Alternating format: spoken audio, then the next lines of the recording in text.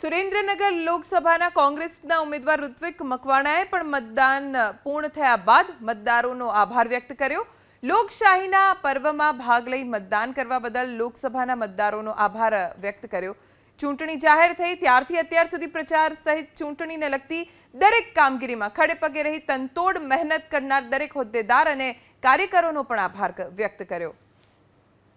દેશના સૌથી મોટા લોકશાહીના પર્વની આજે સૌએ સાથે મળીને ઉજવણી કરી ત્યારે સુરેન્દ્રનગર લોકસભા મતવિસ્તારના ઉમેદવાર તરીકે ઇન્ડિયા ગઠબંધનના બંને સહયોગી પક્ષો કોંગ્રેસ પક્ષ અને આમ આદમી પાર્ટી બંને પક્ષના તમામ કાર્યકર્તાઓ, તમામ મતદારો, ક્ષત્રિય સમાજની સંકલન સમિતિ, એના કાર્યકર્તાઓ, તમામ લોકોનો આજે જે રીતે મતદાન કર્યું છે, ખડે પગે વહેલી સવારથી રહ્યા છો, છેલ્લા 1 મહિનાથી અથાગ મહેનત કરી રહ્યા છો, એ બદલ આપ સૌનો હૃદયપૂર્વક ખૂબ ખૂબ આભાર માનું છું।